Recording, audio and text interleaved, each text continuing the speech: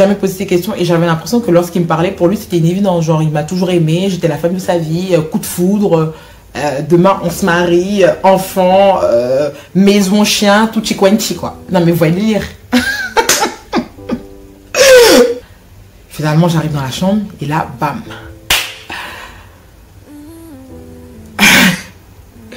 Voilà.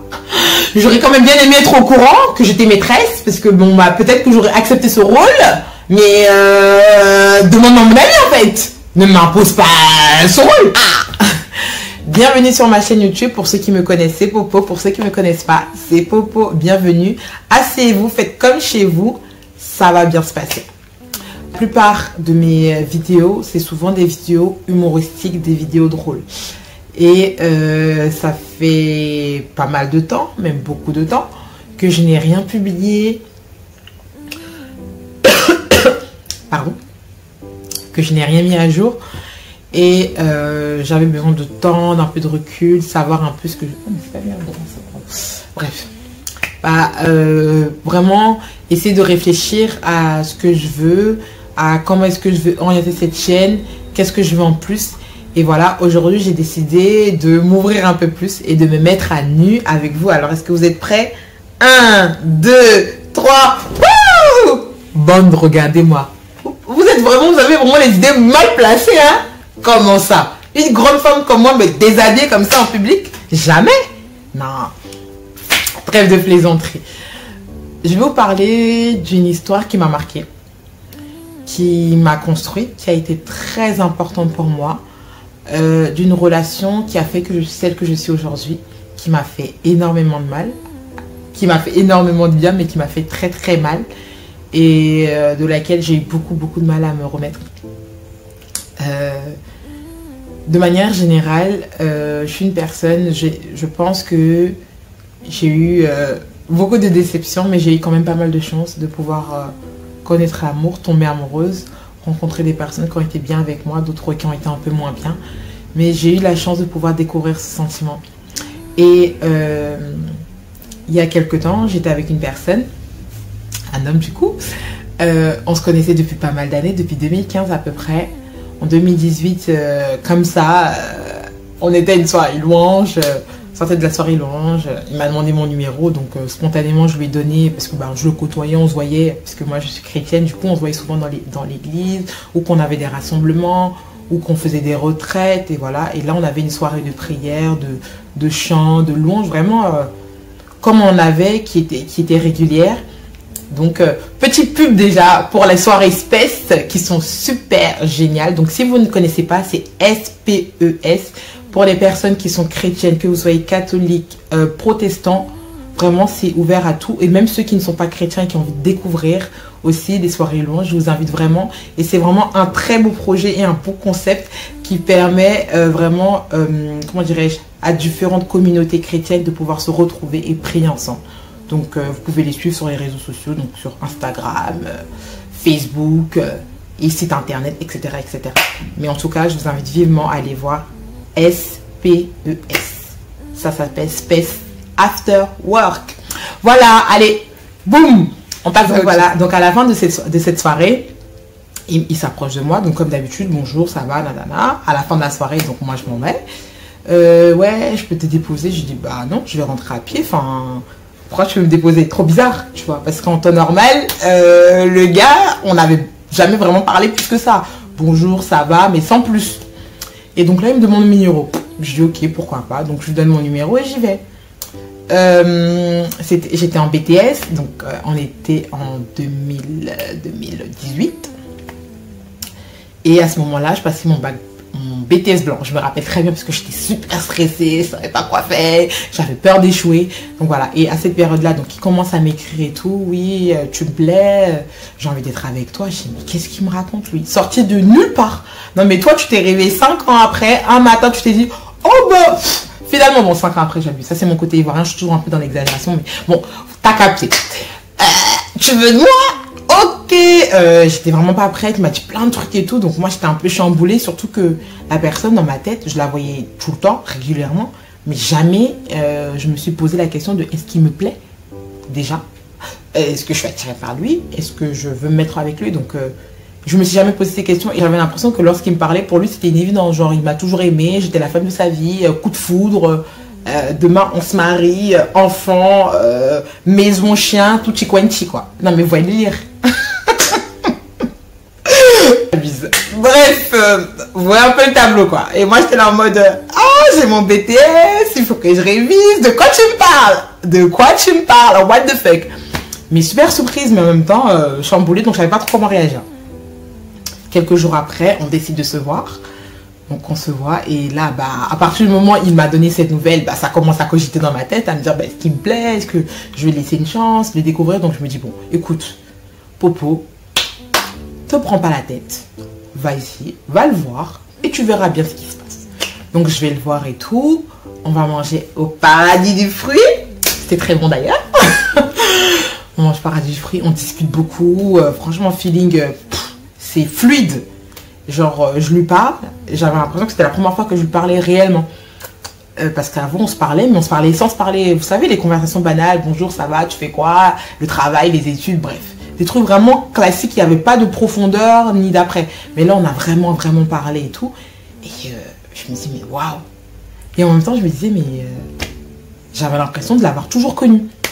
Donc, c'était super bizarre. Et on part au cinéma. Finalement, la relation se fait. On décide de se mettre ensemble très rapidement. Je développe des sentiments pour lui. 10 jours après, pour vous dire, j'ai jamais présenté aucune personne à ma famille. 10 jours après, ce mec, il était chez moi. Il était dans mon salon. Enfin, dans le salon de mon papa. En train de dire, oui, j'ai envie d'être avec votre fille, blablabla. Je me dis, mais what the fuck, ça allait trop vite. Bref. On s'est mis ensemble, la relation se passait, tout allait bien, franchement, comme tous les couples de haut débat, mais vraiment une relation très belle, on s'entendait très bien, il était très intégré, il venait souvent chez moi, même quand j'étais pas là, ma famille le connaissait, elle est chez mes tantes, enfin bref, il était vraiment in the place, vous voyez, in the place, c'était the man. Ok, surtout que moi, ma famille m'avait jamais réellement vu en couple, savait pas. Donc là, c'était vraiment la première fois qu'ils voyaient que j'avais quelqu'un et qu'en plus, je leur présentais. Donc pour eux, c'était bon et tout. Rapidement, on parle de dot, de mariage, blablabla. Normalement, à cette époque-là, je devais me doter cette année ou l'année prochaine. Mais bon, vous l'aurez bien compris, ça n'est pas le cas. Donc voilà. On se met ensemble et tout. Et un jour, donc on se met ensemble à peu près mars 2018. Et donc tout se passe bien et tout. Et 6 mois après, ou un peu plus, en décembre 2018, il décide de partir de famille, ses frères, ses sœurs. Parce que bah, du coup, il y avait sa mère qui était en France. Mais il avait ses frères et leur rendre visite, de les voir. Et voilà. Et donc la veille de son départ, moi je savais qu'il devait partir un samedi. Le vendredi, je suis partie plus tôt du travail pour aller le voir. Bien entendu, je l'ai appelé, prévenu, parce que c'était pas vraiment une surprise, je voulais vraiment le voir. Donc je l'ai vraiment appelé, envoyé plein de messages, oui je viens, et nanana. J'ai appelé sa mère, bah, du coup ma belle-mère, parce que je vais venir, blablabla. Elle me dit non mais vas-y ma fille, t'inquiète. Donc moi, OP, tu vois, je débarque. La porte, je débarque et tout. C'est son petit frère qui m'ouvre. Et son petit frère, il m'ouvre, je sens un truc un peu bizarre. Donc son petit frère, à l'époque, il avait 8 ans à peu près. Il m'ouvre et tout, mais je sens un truc bizarre. Finalement, j'arrive dans la chambre, et là, bam.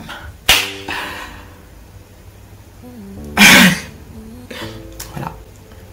Je découvre qu'il est au lit avec une autre femme. Donc, je découvre qu'il est au lit avec une autre femme. Choc.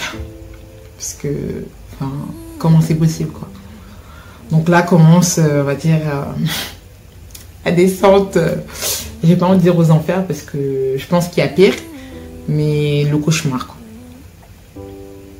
Très poli en plus. Non mais attendez, je vous explique. Je toque à la porte parce que j'ai dit j'ai ouvert, non mais je me suis un peu emballée. Je toque à la porte, la fille elle ouvre en serviette. Ouais, c'est pourquoi. Non mais est-ce que vous imaginez, attendez, vous allez chez votre mec la veille de son départ en voyage, vous débarquez chez votre mec la veille de son départ en voyage et vous découvrez ça. C'est un véritable choc, franchement ça m'a choqué. Elle est sortie, elle a commencé à me raconter toute sa vie, je sais pas quoi. Moi j'avais pas envie de trop discuter avec elle, je la connaissais pas. Après, elle a décidé d'appeler la mère de la personne, donc du gars en question. Oui, comment se fait-il qu'elle est là? Tu sais que je suis là, blablabla, faire l'histoire. Moi, j'ai dit, moi, je rentre pas là-dedans. J'ai attendu que le gars il sorte, bien sûr. Il voulait pas sortir. Finalement, il est sorti. Non, mais c'est parce que tu crois. Et puis, il n'arrivait pas à parler, il bégayait. Donc, moi, j'ai pris mes clics et mes claques. Et je suis partie, en fait. Parce que d'après ce que je comprenais, c'est qu'ils étaient ensemble depuis plus longtemps. Et que, en gros, moi, j'étais la maîtresse, quoi. J'aurais quand même bien aimé être au courant que j'étais maîtresse. Parce que, bon, bah, peut-être que j'aurais accepté ce rôle. Mais, demande-moi mon avis, en fait. Ne m'impose pas ce rôle. Je me canalise. Je pars, le mec me rattrape. Bon. C'est pas bien la violence. C'est pas bien la violence. Je suis pas du tout en train de faire la promotion de la violence. Mais franchement, je l'ai giflé. Et ça m'a fait tellement de bien. Mais faut pas faire ça. Mais franchement, je l'ai giflé. J'étais énervée. Je suis partie. Je pense que j'ai fait ce qu'on appelle un malaise vagal. C'est ça. D'un coup, comme ça, je me sens pas bien. Je m'évanouis. Bah, c'est exactement ce qui s'est passé. J'étais dans la rue, là, en plein mois de décembre. Il faisait super froid. Je me suis genre évanouie dans la rue. Genre, j'étais là. Mon esprit était là, savait que j'étais couchée, mais mon corps n'était plus en capacité de pouvoir se relever. J'avais l'impression, vraiment comme dans les films, vous savez, je voyais les étoiles tout autour de... Je voyais les étoiles et tout, enfin, c'était horrible, mais vraiment horrible, horrible, horrible, horrible, horrible. Et il m'a rattrapé, je suis dans un état, j'ai appelé mon ami, non mais tu sais pas, je viens de le trouver là, bref, c'était horrible. Finalement, il m'a déposé chez moi, parce que je n'étais pas capable de prendre les transports, il m'a raconté sa vie, mais moi je ne l'ai pas cru. Il est parti, je continuais de l'appeler, d'insister, d'avoir des nouvelles et tout, alors que j'avais dit que c'était terminé. Le mec, il m'ignorait, il faisait comme si de rien n'était. Ça va de soi, que j'ai découvert après. Il m'a encore trompé. Bref, je vous passe ça. Le mois de décembre très compliqué, en sachant que moi je suis née le 30 décembre. Donc imaginez l'état de mon anniversaire. C'était dur. Il revient, on se voit, il me fait son baratin, son blabla. Je décide de lui laisser encore une chance. On se remet ensemble. Il m'explique une histoire à dormir. Mais quand je vous dis l'histoire, à dormir debout. Mais vraiment l'histoire à dormir debout. Je sais même pas si je suis capable de la raconter parce que ça me paraît tellement absurde. Et j'ai honte parce que je me dis, mais comment j'ai pu accepter ça en fait? C'est trop, c'est trop. Mais vraiment, l'amour est capable de faire n'importe quoi à tout le monde. Et c'est pas une question de caractère, de personnalité. Je suis une femme, j'ai grave du caractère, j'ai un caractère très fort, je me laisse pas facilement marcher dessus. Je sais que j'ai un tempérament de leader et tout ça. Et je me suis écrasée quoi. Le mec qui m'a sorti une histoire, je vous la fais courte. En gros, c'est son ex qui vit chez lui. Donc en gros, il héberge quoi. Il fait office d'héberge. C'est une auberge aussi de jeunesse et voilà. Non mais... Et moi, je lui ai dit, bah écoute, ok, d'accord. Une idiote, ok, d'accord et tout, mais ça continue de faire mal, mais j'ai décidé de passer outre. Je lui ai dit, bah écoute, je te laisse 3 mois pour la mettre à la porte. 3 mois! J'ai quand même été gentille!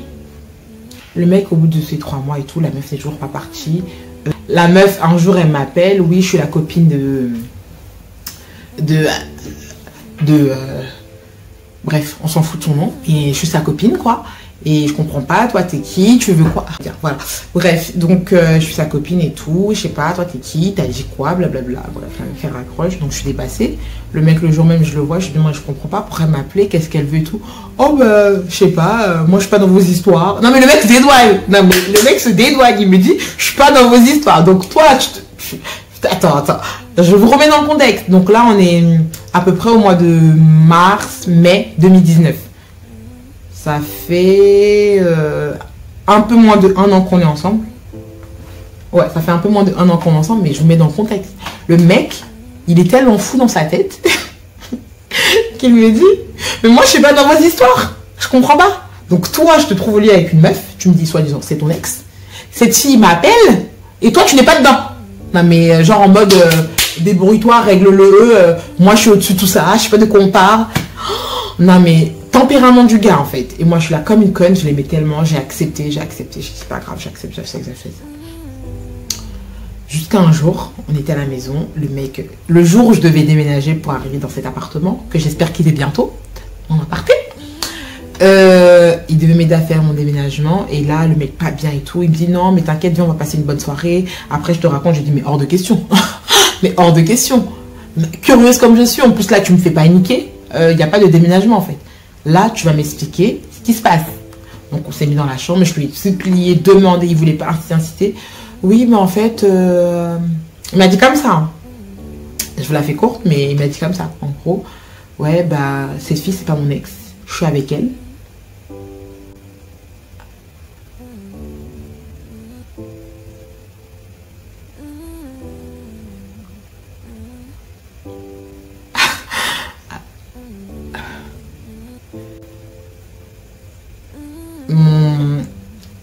Comment dire, ça m'a, à l'intérieur de moi, j'étais sans voix. Ça m'a fait très mal, mais bizarrement, ça m'a fait moins mal que de l'avoir vu là-bas. Je pense qu'au fond de moi, je le sentais, mais que je l'aimais tellement que je voulais croire que non. Donc en vrai, il me l'a dit, ça m'a surpris, ça m'a choqué, ça m'a fait du mal. Mais avec du recul, je me suis rendu compte que je n'étais pas si surprise que ça. Que je savais qu'il me mentait, mais que volontairement, j'avais décidé de laisser faire. Que ouais, j'avais décidé de laisser faire. Et donc, c'était un choc. Donc là, je lui ai posé une question très simple. Je ne sais même pas d'où j'ai trouvé la lucidité, parce que même le recul et tout, en me disant, je lui ai demandé, est-ce que tu l'aimes? Est-ce que tu as envie de rester avec elle? Il m'a dit, je peux pas la quitter, tu comprends pas, c'est trop compliqué, laisse-moi du temps. Et tout. En plus, il a commencé à me dire, oui, mais t'es chrétienne comme moi, tu peux pas accepter que je mette quelqu'un à la porte. Je dis, mais attends. Wow! What the fuck? Hey man! Je t'ai laissé 2 months! Wesh! 3 mois! De qui tu te fous en fait? Oui, quand je suis énervée, il y a un petit peu de... Il y a des changements vocaux qui s'opèrent, mais c'est par rapport aux différentes personnalités qui sont à l'intérieur. Voilà. Mais, what the fuck? Non mais, are you serious? Guy, hello? Hello? Hello world, it's me. Non mais, what the fuck le mec? Je me dis, mais il est sincère. Mais sincère. Oh! Genre, ouais, non mais, en plus t'es croyante comme moi, tu devrais pas faire ça. Non mais, je dis, hey, please, ne parle pas de ma foi. Ça n'a rien à voir là-dedans. T'es en train de me dire que on est ensemble depuis plus d'1 an, tu te prends pour une conne et que ça fait des années que tu es avec quelqu'un d'autre et en plus que tu vis avec elle. Et je ne sais même pas comment le mec s'est débrouillé. Je n'ai jamais vu que la meuf vivait chez lui.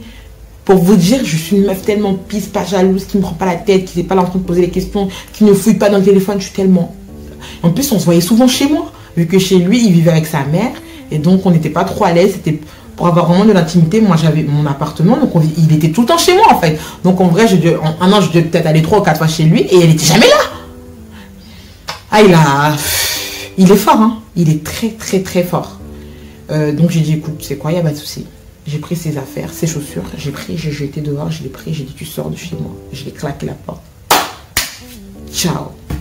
Devant lui, je me suis pas écroulée, mais dès qu'il est sorti, je me suis assise, je me suis effondrée.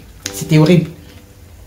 J'ai appelé la même amie que la première fois. Ah, mais tu sais pas ce qui s'est passé.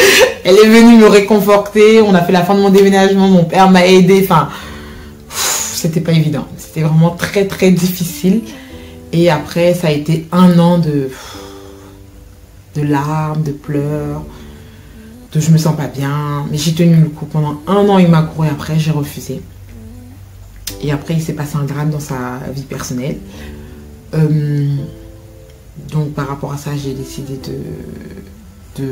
par rapport à ça, j'ai été touchée. Et j'avais encore des sentiments pour lui. De lui apporter mon soutien. Et... il m'a dit que c'était fini, qu'il avait changé, que cette fille n'existait plus. Donc, il m'a demandé une autre chance. J'ai décidé de lui donner. Après 1 an de non.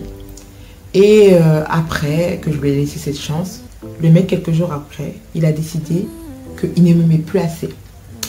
Qu'il ne me faisait plus assez confiance. Que j'étais revenue dans sa vie, pas parce que lui, il me l'avait demandé, mais parce que il avait vécu un drame et que ça m'a fait revenir. Je dis, mais c'est un concours d'ego. Le plus important, c'est que je sois revenue vers toi. C'est peu importe la situation, comment, c'est ce que tu voulais, je le suis. Donc voilà. On sait, il essaie de je sais pas si c'était un pervers narcissique, j'ai pas envie de dire ça parce que c'est un peu fort et puis je trouve que ce mot on l'utilise un peu n'importe comment. Mais c'était un peu le mec, il a fait n'importe quoi, il m'a trompé, il s'est foutu de ma gueule, il m'a trompé, il a trompé. Bon, en tout cas, il nous a trompé. Hein. J'étais maîtresse à un moment donné, et puis elle, bah, on sait pas trop. Il s'est foutu de ma gueule, il m'a manqué de respect, il m'a humilié, il m'a sali. Et après, le mec, il me dit, il n'a plus confiance en moi. Non, mais vous voyez comment la personne essaie de retourner la situation, genre en gros, c'est vous la fautine. J'ai dit, mais c'est pas possible. Donc à partir de ce moment-là, j'ai coupé les ponts et j'ai continué ma vie. Ça a été moins difficile parce que, bah, pendant les 1 an déjà, mon amour avait, où on s'était séparés, mon amour avait beaucoup diminué. Je m'accrochais plus à ce qu'on avait vécu que à ce que je ressentais. Je pense que je l'aimais plus autant. Mais en tout cas, j'étais attachée à ce qu'on avait vécu parce qu'on avait quand même vécu une belle histoire qui était très belle, très, comment dirais-je, une histoire d'adulte en fait, quelque chose que j'avais toujours rêvé de vivre avec quelqu'un qui me comprenne, quelqu'un avec qui j'avance, quelqu'un avec qui j'étais complice. Et donc ça a été compliqué. Ah bon, après j'ai rencontré 2-3 personnes, voilà. Donc pour tout ça, pour dire que cette histoire m'a fait beaucoup de mal, mais elle m'a appris une chose, qu'il faut apprendre à s'aimer soi. Moi je m'aime, mais cet homme, je l'ai aimé plus que ma propre personne. Et même si en amour, c'est important d'aimer l'autre, il ne faut pas oublier l'amour qu'on a pour soi. Parce que l'amour qu'on a pour soi permet aussi de jauger et de filtrer ce qu'on est capable d'accepter et de recevoir. Et moi, j'ai accepté beaucoup trop de choses. Et je sais qu'il y a des femmes qui acceptent encore pire que ça. Mais moi, j'ai accepté beaucoup trop de choses et ça m'a détruite. Et si je n'étais pas assez forte, si je n'avais pas la famille, des amis qui étaient là pour me soutenir, ou la foi, parce que c'est vraiment ça qui m'a permis de tenir, le fait d'avoir la foi, de savoir, d'avoir l'espérance que ça ira, qu'il y aura toujours quelqu'un de bien pour moi, que devant je trouverai mieux, qu'il y aurait la lumière au bout du couloir, j'aurais pas tenu. Donc vraiment, cette histoire, je vous la raconte pour vous dire que c'est important de vous aimer vous-même, de s'aimer soi, de se donner de l'amour pour être capable d'en recevoir et de bien le recevoir. Il faut apprendre à se respecter soi-même, comment dirais-je, à se valoriser pour ne pas se laisser marcher dessus, écraser et salir. Dès la première tromperie, j'aurais dû partir. J'aurais dû, comment dirais-je, couper court. Ou si jamais je me remets avec lui, parce que ça peut arriver que les gens fassent des erreurs et qu'on se remette avec la personne, exiger de lui des choses. Et je ne l'ai pas fait. J'ai été trop laxiste et ça m'a un peu retombé dessus. Mais je ne la regrette pas parce que c'était une belle histoire qui m'a fait du bien. Aujourd'hui, cet homme, je lui souhaite le meilleur, qu'il soit heureux. Moi, je suis bien dans ma vie, je suis épanouie. Aujourd'hui, j'ai refait ma vie. Je ne sais pas ce que ça va donner, mais en tout cas, j'espère que ça ira loin avec la personne avec laquelle je suis. Et c'est parce qu'aujourd'hui, je me sens aussi bien à nouveau avec une personne que je suis capable de pouvoir parler de cette histoire qui m'a vraiment détruite, qui m'a fait beaucoup de mal, mais qui m'a fait aussi grandir, qui m'a donné de la force. Aujourd'hui, il y a des choses que je sais que je suis incapable d'accepter. Il y a des situations dans lesquelles je ne peux pas me retrouver. Et voilà, donc faites attention à vous, prenez soin de vous. J'espère que cette histoire vous a intéressé, qu'elle vous a plu. S'il y a des choses, n'hésitez pas à me le dire en commentaire. Si vous n'êtes pas abonné, abonnez-vous, likez la vidéo, partagez. Si vous avez des conseils, allez-y. C'est important qu'on se soutienne. Et puis, je vous souhaite de bonnes vacances. Je vous embrasse. C'est Popo de Baby. C'est moi, le Zopépénage. Continue. À bisous. Mouah.